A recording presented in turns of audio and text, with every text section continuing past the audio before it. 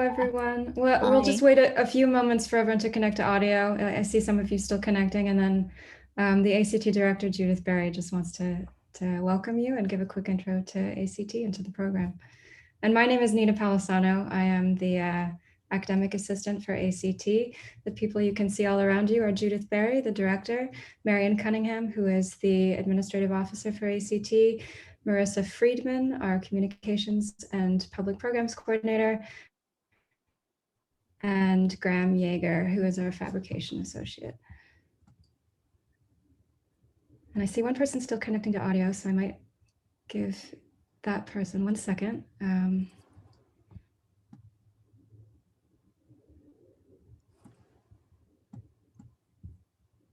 Doesn't look like they've gone through yet. Well, in the off chance that they can hear us, I think I'll turn it over to Judith. He just connected. Oh, there we go. Perfect. Yeah. Yes. Hi. So hi, everybody. Hi, Melanie and Raina and Nefeli. Hopefully I'm not saying your name wrong. Welcome to ACT. This is the program in art, culture, and technology. Oh, and Alexander. Hi. Sorry. My camera is malfunctioning, so I'm afraid I'm not going to be on video, but I am here in one way or another. Anyway, I'm the director of ACT, which is Art, Culture, and Technology, and we are part of the School of Architecture and Planning. And so as students, you actually can take our classes, which we would welcome. And our classes really address, as a group, various forms of artistic practice and research across both the art world, the field of culture, and increasingly technology. And so we try to hybridize or enact the acronym, you know, MIT loves acronyms, MIT too. So we are, as ACT, we really do try to represent pedagogically our acronym, Art, Culture, and Technology. Each of our faculty has a particular discipline that they work on in terms of a research practice. And often each faculty also works on a number of different projects over the course of the semester. So when you come to ACT, one of the things that you would want to do is look at our course grid to see what we're offering. And we often have a whole variety of courses that we're offering. Everything from maker courses. As you know, MIT is a very much a maker place. There are many labs with their own facilities and shops. And we also have our own shop, as well as access to a number of the architecture shops and collaborative relationships increasingly across the Institute. And we're trying to develop that more fully. So that's one part of the program. We also teach art courses. We're the only place in MIT that actually teaches art classes. And we teach photography, we teach video and video installation. We're going to be teaching animation.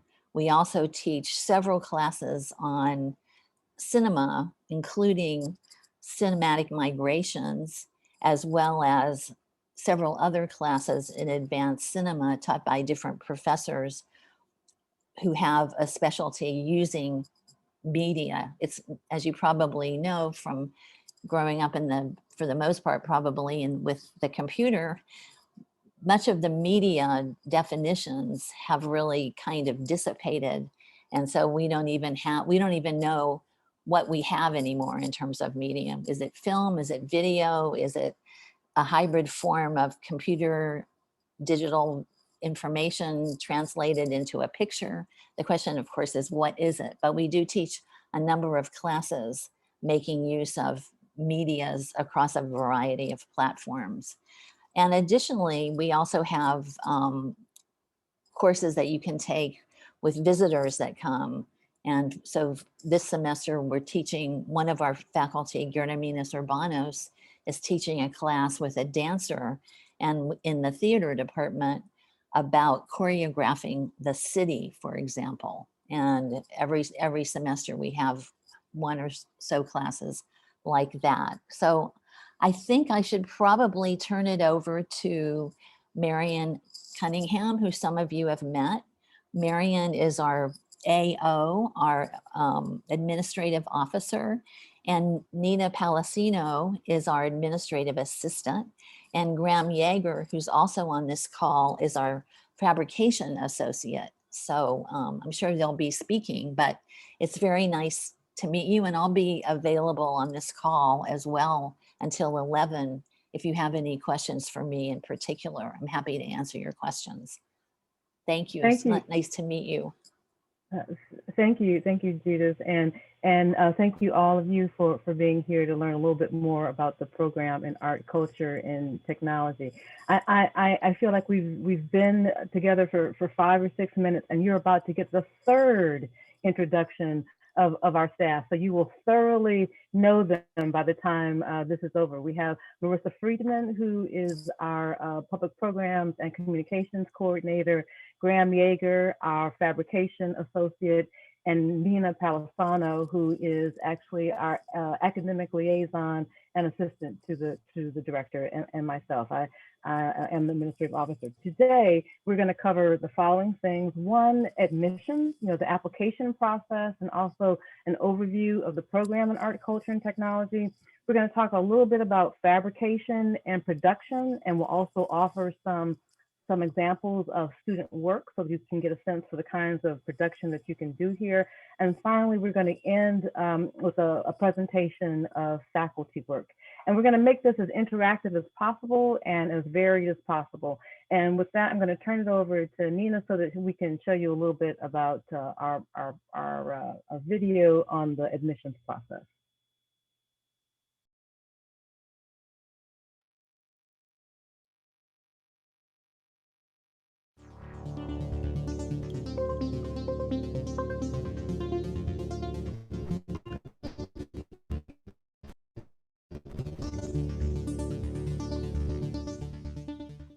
So my name is Marion Cunningham. I'm the administrative officer here at the program Art, Culture, and Technology. There are essentially 5 parts to the application process: academics, recommendations, portfolio. You need to be proficient in English, and also your personal statement. So let's look at each one. Academics has really 2 parts to it: providing your transcript and also completing the formal written application for MIT. The second thing you need to do is to represent whether you are proficient in English. Recommendations. So I always want to take a moment to pause here to say that the best recommenders are those who know you, who know your work, and who know what it is you want to do and how you want to use MIT to further your artistic practice. And I make that note because sometimes people feel as though finding people who have some kind of name recognition, that's more important than finding people who know you. And I will tell you, it is if you have somebody who has some name recognition and they really know you, that's great. But really, I would say the important thing is for them to know you and to know your practice.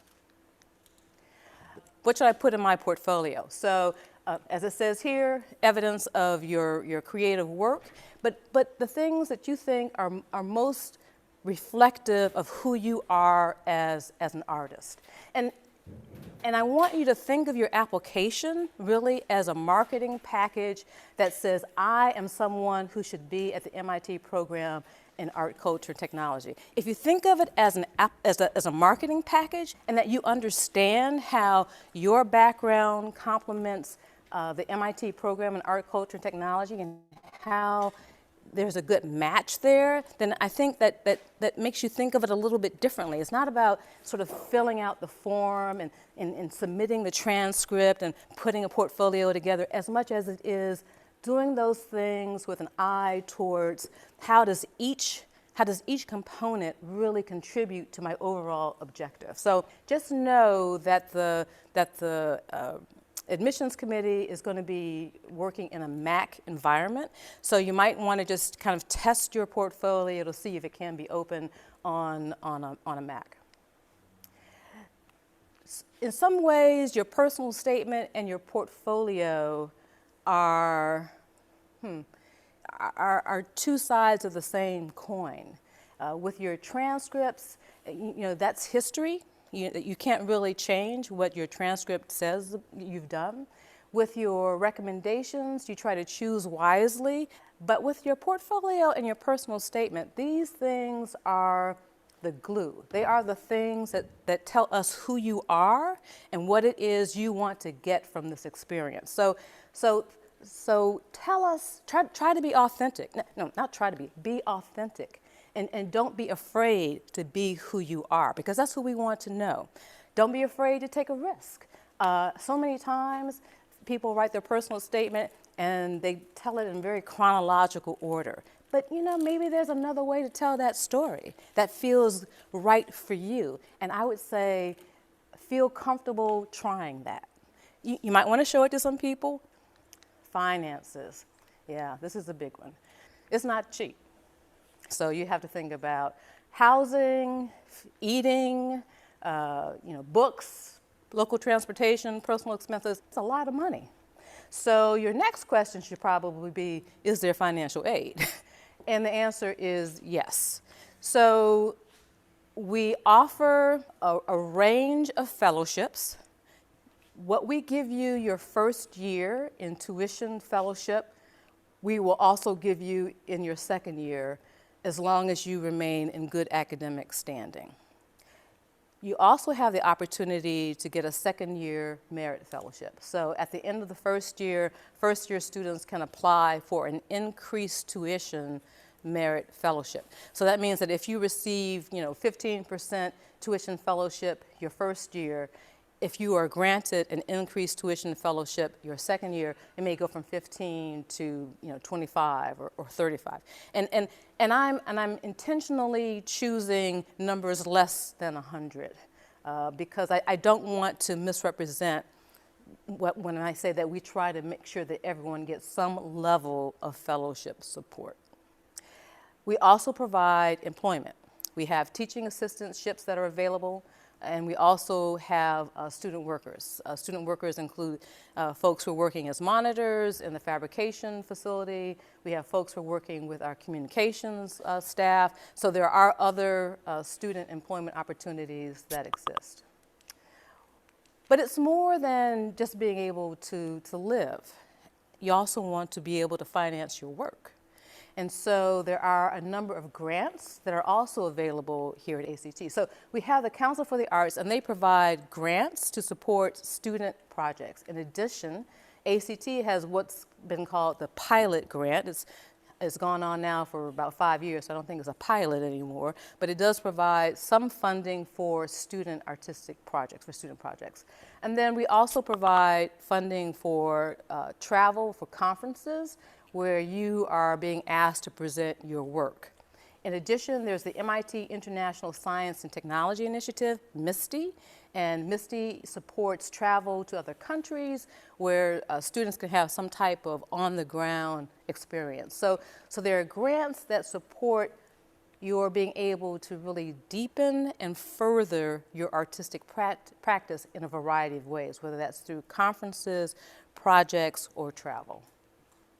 Academics. So there really are only 3 components to the academics. One is studio. You take a studio class every semester that you're here. And the studio is really supposed to be where you explore your practice and you have the freedom to take risk and to try different types of media. That's where you do your research on how you can address a particular topic through the lens of an artist.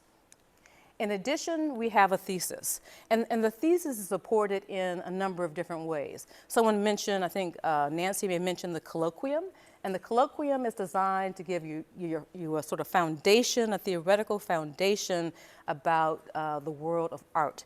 In addition, because we understand that many of our students may not have written a thesis before, we have thesis prep to prepare you to know how to approach the thesis, and we have thesis tutorial to guide you as you go through the writing process. So then, of course, you have the ultimate thesis in the end. And then finally, you have electives. You have ACT electives, and you have non-ACT electives. You know, you have the courses that we offer, and then we have the courses that are available to you through all of MIT. You heard someone talk about taking a neuroscience course. You can take courses in urban studies and planning. You can take courses in physics. You can take courses at Harvard. It's just a wealth of opportunity that's available to you. And then finally, everyone wants to know, what do I do after I leave? And I think someone asked that question, in fact. And recently, we surveyed our graduates. And so we received data to sort of support our anecdotal sense of what was going on. Over half of our graduates responded to our survey, which is awesome. They are all over the world, hence the map of the world. They are largely educators and artists. They are working artists, and they are teaching other artists. And they are also game designers and filmmakers and exhibition designers. So they're doing a lot of different things, but they're firmly rooted in the arts.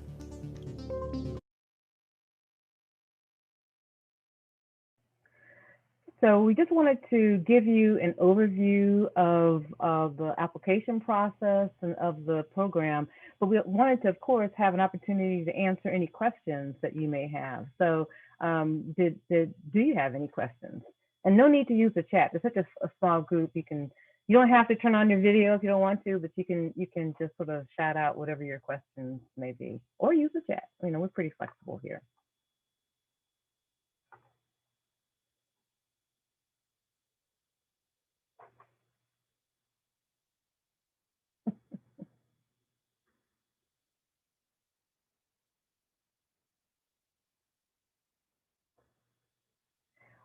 We also, you know, so we can also see the next thing we're going to show, which is about the fabrication and production capabilities along with the work of our students. But before we show that, I want to check one more time, because I just want to see if there are things that any questions you may have, because there may also be questions that are relevant to other places where you're applying, or other things that you have on your mind about the application process. Okay. Hi, Marian. I'm Melody, and thanks for having this open house. I was wondering what the studio spaces were like at MIT. That's a great question, actually. So, and there are two answers to your question. The ACT answer is that every graduate student has their own studio space. It's about 100 square feet, but it's totally yours. If you're in the architecture department, it's more of what I consider a traditional studio setup, where it's more of a desk, and you are in a large room with other similar kinds of setups. I should comment that usually I have as my background not so much MIT, but usually the what's known as the cube at ACT. So I'm changing that now. And what you can see is these rooms up here where the light is on, that's a studio. So, and there are a group of studios, actually it's a couple studios. There are a group of studios all around the mezzanine level, so that it's a shared, everyone has their own studio, but it's in a communal area. Okay, thank you. You're welcome. Well, would you like to see some of the things that people produce okay, I see some heads nodding. All right, well, let's let her rip, as they say.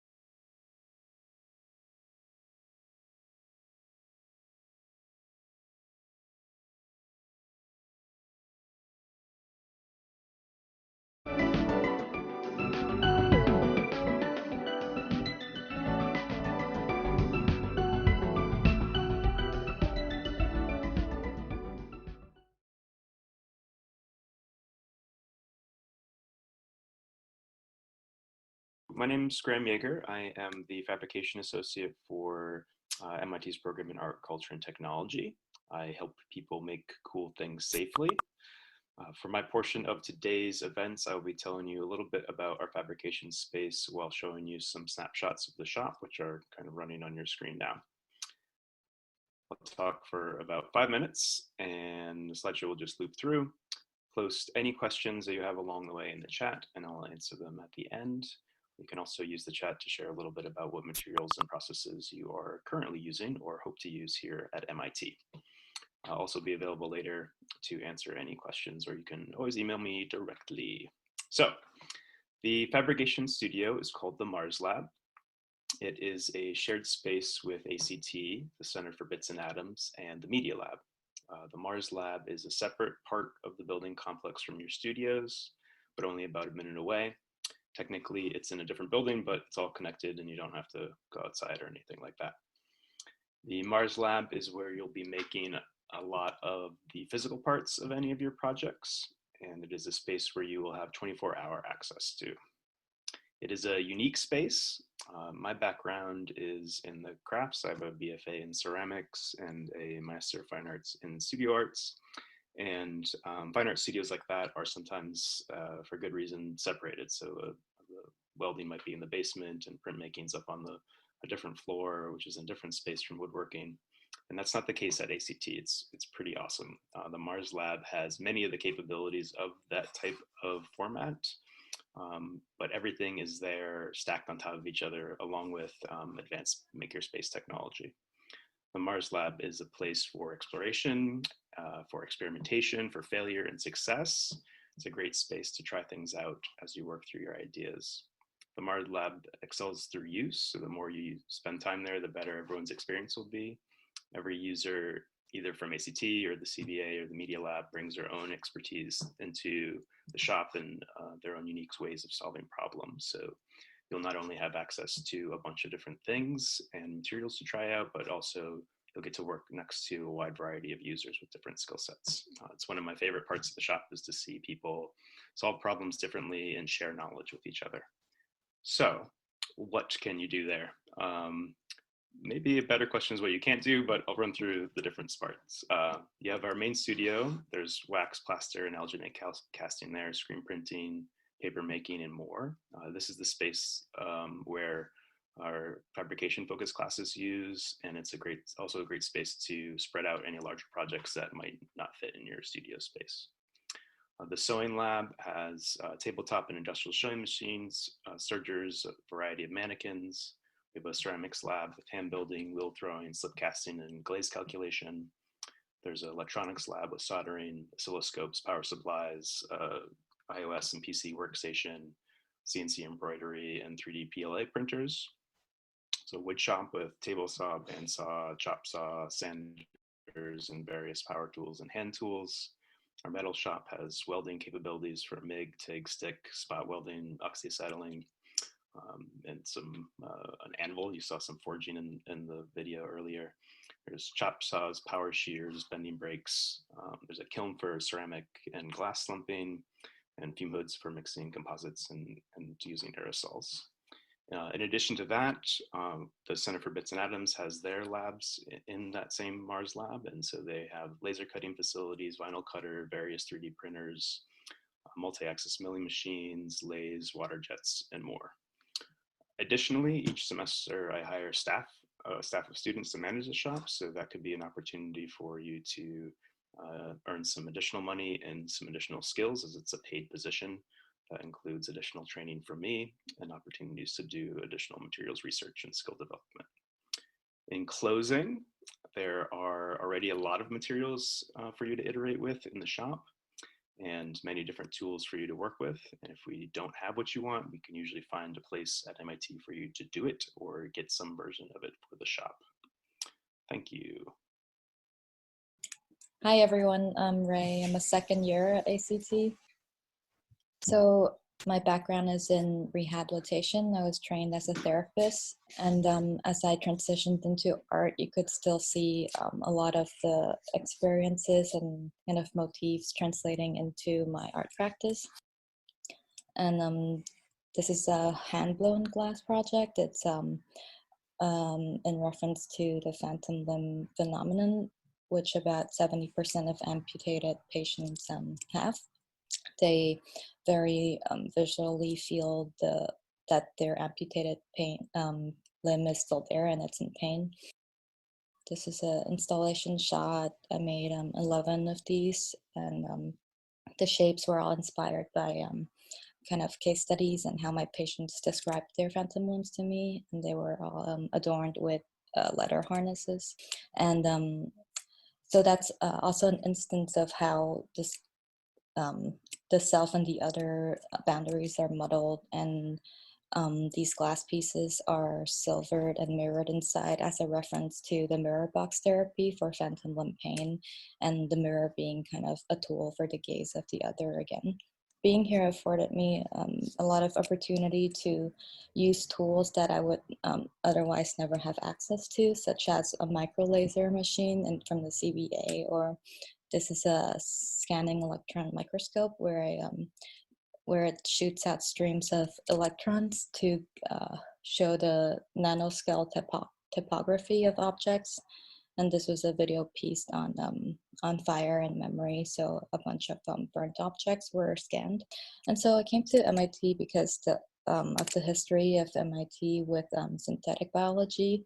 This is where it all started. It was started by a bunch of engineers and not biologists. And so because it started by a bunch of engineers, kind of this metaphor of abstraction and standardization that came from engineering, but they also brought in kind of like labor relations and alienation in that field. So this work is about FBS, fetal bovine serum. It's a cell culturing medium, and every 500 milliliter of it is made of one baby cow's blood serum. And so this piece, I made a fetal bovine glass piece, and it's dripping phenol red, the chemical dye of fetal bovine serum that turns yellow when the cells metabolize lactic acid. So it was dripping on this paper brush with lactic acid, and sort of picture on the left is kind of a process painting out of the chemical reactions. So it was about like what narratives are rendered invisible and which bodies are rendered invisible in biotechnology. Hi, everyone. My name is Nancy Valladares. I'm a second year. So my background, I have an undergraduate degree in film and photography from the School of the Art Institute of Chicago. I came into this program with a curiosity about, I guess, like technologies of vision and our relationship and how this kind of like relates to the spread of colonial projects and the history of botanical and agricultural spread in Honduras, which is my home country. And I've been working with how these things connect with extraction and hierarchies of being, relationships to nature. And so initially I came in with the desire to, I guess, like study the relationship between, I guess, like these visual histories and the spread of kind of these kind of colonial projects. So in my time at ACT, I spent experimenting and with different media, and developing a body of work, and mostly diving deep into research, histories, and archives. And during my time here, I also spent a lot of time going back to Honduras to do some field work there, to film, to photograph, and to kind of collect information for my projects.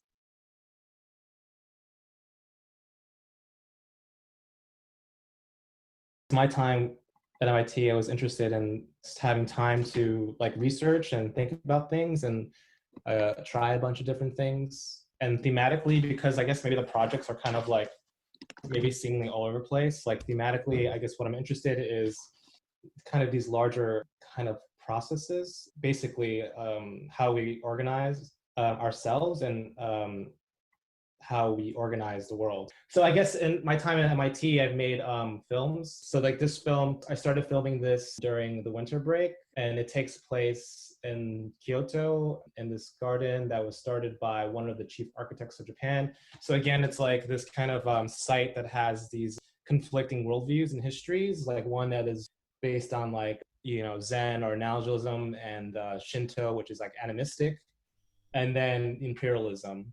I worked with a linguist at MIT who's a indigenous language linguist. And so he's talking in Passamaquoddy, the indigenous language from the Northeast, again, thinking about relationality and thinking about how we think about relation. So this is a past project working with the cosmologists to transcribe the first sounds 500,000 years in the universe and filtering it through a piano so it could be played by a player piano in space. So this is the scroll version of it. So you can see the Big Bang. It's like a visualization. Okay, this is another documentary type piece. It takes place in the first factory in America, which is in Rhode Island, and also in a rising mega city. And the first factory is a ghost tour. So it's like dealing with these, like, I guess, ghosts of colonialism and influences of, yeah, this kind of industrial mechanistic worldview. So we have obviously Graham Yeager here, our fabrication associate. On my screen, he's smack dab in the middle, which is great. And obviously he was one of the people who talked about the fabrication possibilities. And also you saw some of the things that people produce, everything from film to glass limbs to more literary things. But what are some of the things that you're interested in producing? What are some of the things that you'd like to consider making if you were here? Hi, my name is Alex. Thank you for the presentations and explaining a bit more about the program. So I come from a 5-year background in architecture, and within that kind of degree, I've also worked a lot within painting and sculpting and, you know, sort of exploring the boundary between 2-dimensional art and 3-dimensional art. And so I'm wondering, is this a space where I could explore that sort of movement, you know, that explore that or explore kind of my ideas within different materials, or do I have to come in with sort of a well-articulated voice about what I want to do? Like, is it more of a space to, like, how much exploration can I really do here is kind of what I want to know. Coming from, you know, architecture, there is a lot of fabrication that you do, and, you know, there's, you know, I have a lot of experience with all these different types of mediums, but I'm wondering kind of, do I need to come in with sort of an exact goal of what I want to produce is kind of what I'm trying to get at. Hi, it's Judith here. I'll take a stab at answering your question. Well, the short answer is yes, you can explore across a lot of different areas. However, you will ultimately have to produce projects because you'll be enrolled in ACT studios. So it's, you know, like in architecture, I come from architecture too, so I'm very familiar. And actually, I have to say, I think architecture is a really good background for being an artist these days, because you have skills that let you iterate. Now, an example I like to give is when MFA students start an MFA program, before they even enter, they go to Home Depot and buy all their materials for their first year without even knowing what they're going to do. So they've usually spent their budget, and then their studio is crowded. I used to teach at Yale with their materials. And when an architecture student starts an MFA program in an art school, they usually do a lot of iteration because they remember their training as in architecture, where you have your program, then you have your schematic design phase, then you have design development, and so forth and so on. And finally, you get to your working drawings, and only then do you make some models, and only then, after the models are made and you've solved as much as you can in model form, do you go spend your money at Home Depot. I mean, just, you know, so I think I think actually the mix in ACT, we only take 11 students over a 2-year period. So it's a very small program. And the mix usually is some architecture students and students from other backgrounds, you know, from literature, from the sciences, like you heard from Ray, and from, of course, art. But it's a really good mix of people. And so there's a lot of sharing of information. And meanwhile, you're in this smorgasbord of coursework that's possible at MIT. So it's yes, you can experiment, but you also have to be aware that you will have deliverables. Like you'll be taking something called ACT Studio. And so for ACT Studio, every semester you have a midterm review and you have a final review. And as Marian mentioned, you also work towards your thesis each semester. And you do write a thesis at the end of all of this that combines your work, whatever it is, into a document. And that's a good takeaway for you because you have your work, of course, but then you also have a written document about what you did. And that's really useful when you get out of school because you may want to apply to a further graduate program, or you may want to go into a PhD program, or you maybe want to be a researcher somewhere. All of those are very tried and true post ACT positions that people occupy, including sometimes affiliating with different labs around MIT. All right. And within the studio or studio structure, are there like certain concentrations that we focus on to kind of, you know, navigate our thesis a bit? Like how, you know, do you build your thesis via concentrations that the studio focuses on? Is kind of what I'm asking. No, it's much more of a research method. In other words, it's up to you to formulate what you do. Okay. It's not like an undergraduate program. Where did you do your undergraduate work? I did mine at the Spitzer School of Architecture at the City College of New York. Okay, yeah.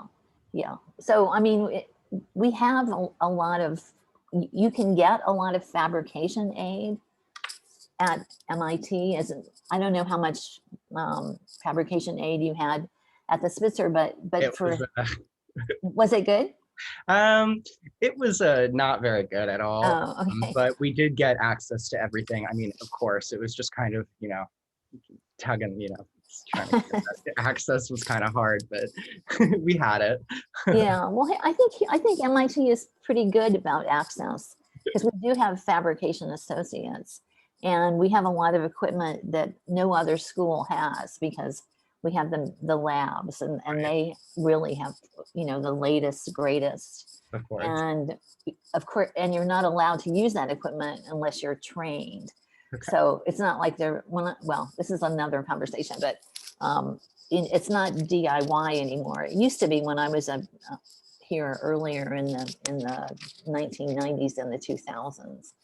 They would give you the manual and the key and lock the door. But I think once things got fully computerized, I think that was because you really can't fix it by looking at it. So, you know, things really change. So I think it's really a good place, you know, to actually look at, you know, at all your possibilities and come up with a concept of what you want to do. So it's combining those things and making use of what ACT does, which is this research notion surrounding art practices.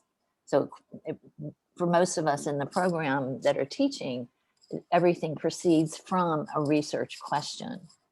Similarly to possibly the way a scientist would. But does that answer your question? And yes, it does. Thank you very much. You're welcome. And does anybody else have any questions?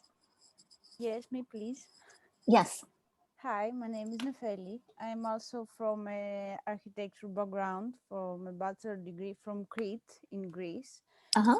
And currently doing my research in mediating spaces. And I was thinking if the more artistic direction if I could really use more, how can I say this correctly?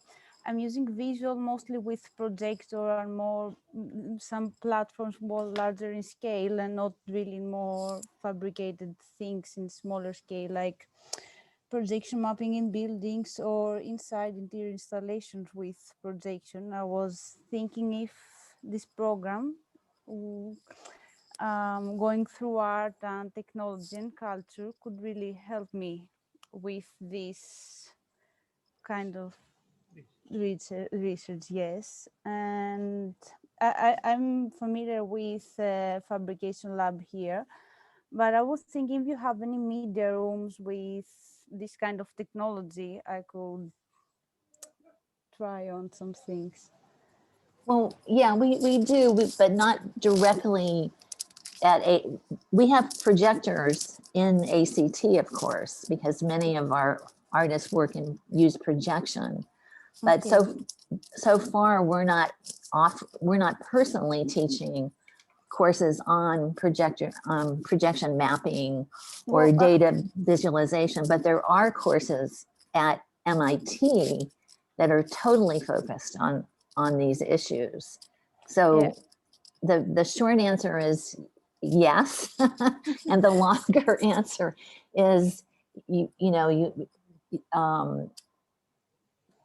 they're taught across the institute, and there is something that I was going to mention anyway, so I'll mention it now. We have a new initiative that ACT is participating in called the Transmedia Storytelling Initiative.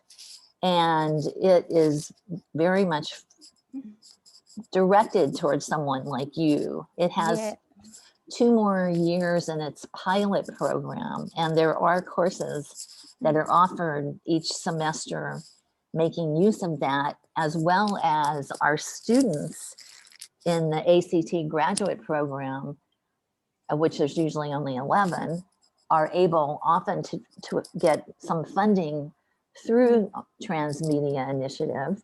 And in that way, they're able to iterate projects individually and as a group. And at MIT, we are teaching XR, VR, AR, but not in our, in our program directly. About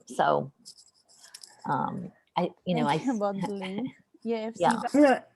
I'm going to actually interject here because we need to just to switch a little bit. But I also wanted to point out that in addition to being a graduate student in the ACT program, you also, as graduate students in the School of Architecture and Planning, for that matter, as students at MIT, you have access to the classes as electives. So you might want to keep that in mind too. That's really fascinating because I'm more interested in the artistic part, which I think I'm missing mostly from architecture. The more visually, I'm thinking about visual narratives in spaces, in cultural spaces mostly. And I've got the thing of places in my mind and the most spatial experience, and I will try to concentrate more of the artistic vision of this thing. So So I'm actually gonna ask you to hold that thought, because the artist that we want to end with is a faculty member who I feel is very responsive to what you just said. So I'm gonna give Nina the share screen, roll on sign, and so you can see about the work of Asra Akshamia. Okay, great, thank you. Just a note that I just switched to another internet router, so I apologize if there's any bumpiness. Hopefully there won't be.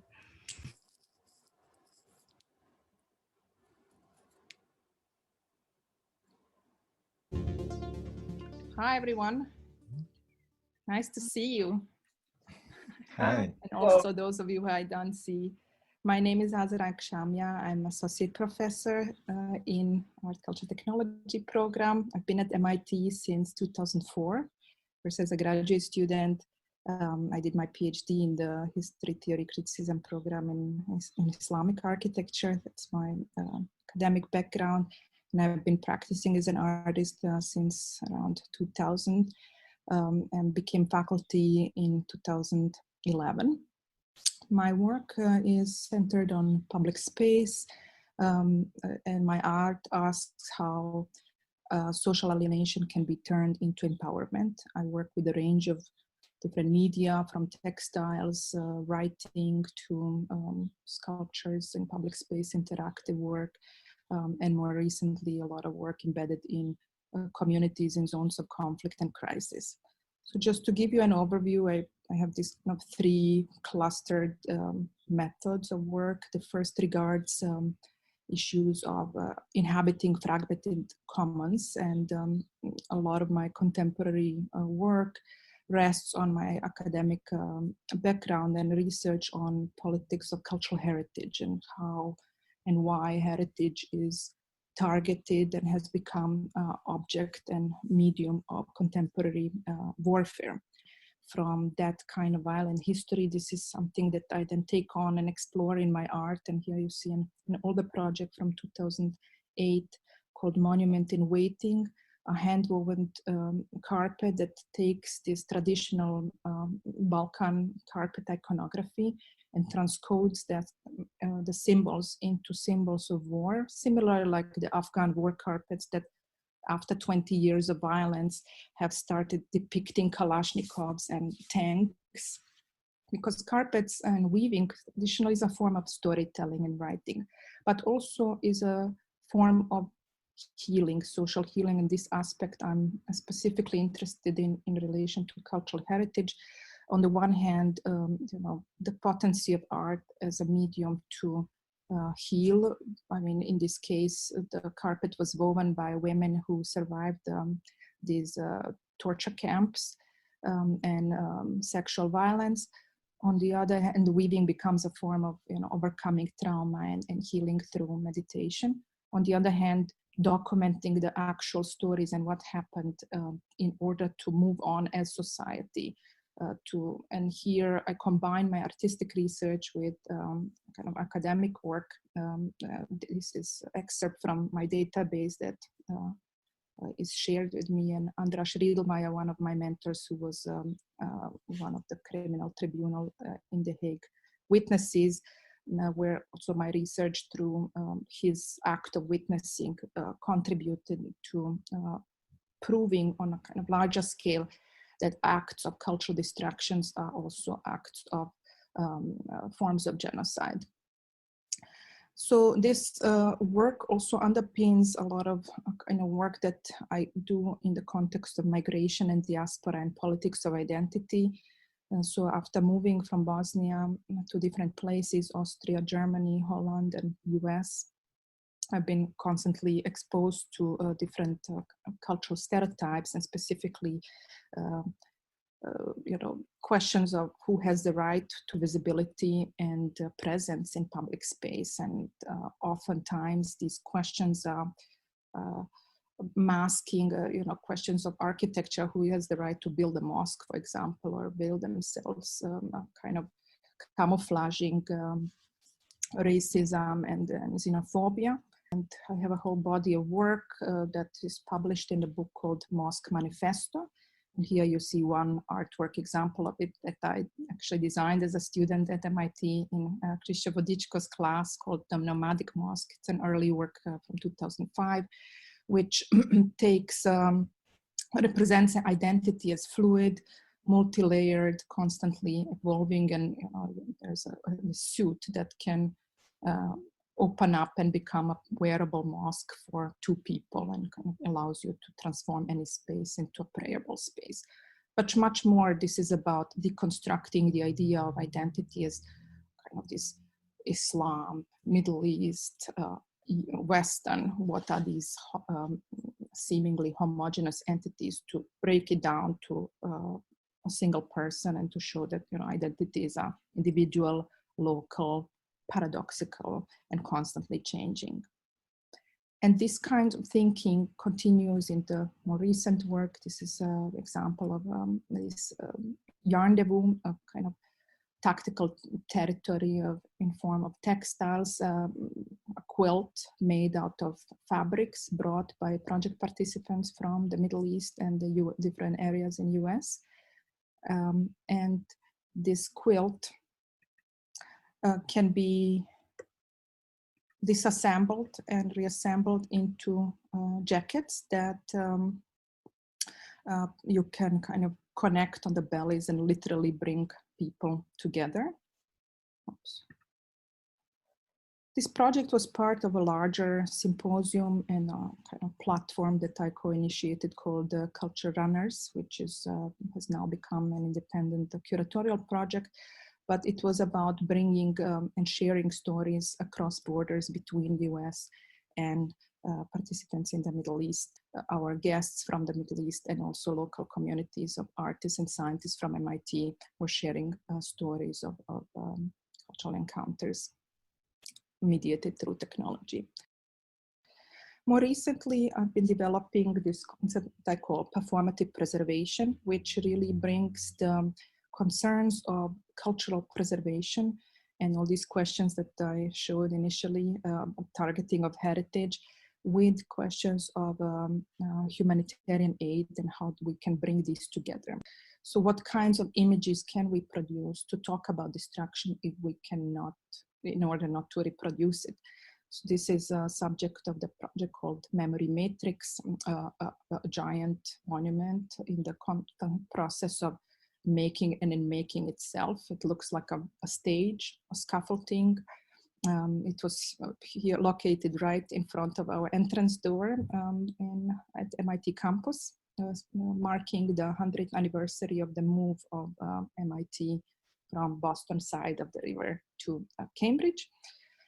20,000 little plexiglass pixels were hung on chain link fencing symbolizing borders we are constructing against all these migrants and refugees. And on the other hand, the little pixels representing the keys of the homeless. And those pixels were designed in the workshops in various places, from a class at MIT to workshops in Ramallah to Amman to Cairo. Over 700 people participated in this project across 5 different countries. What I learned from that project is that there were questions of where do we put the focus of preservation at the time of war? In restoring places like Palmyra, of course, a lot of Western institutions are right there trying to preserve that heritage at crisis, but in that process, a lot of colonial dynamics are being reproduced. People are purchasing the artifacts, supporting the looting business, but also, what about ethical questions of where do we, what about people in time of war? How do we think about preservation of the living culture of the living people and the future generations? So this project brought me down to Al-Azraq refugee camp in Jordan, a place that is shut off the world in the middle of nowhere. And they are doing incredible work, and we went there to see how we can be helpful and what we can also learn from that place. So one outcome of multi-annual research is an online course that is going to be. So we just wanted to give you a sense of some of the work that our faculty does, and we don't have much time, but we wanted to leave a little time for any other questions that may have arisen, or just what's on your mind, or anything.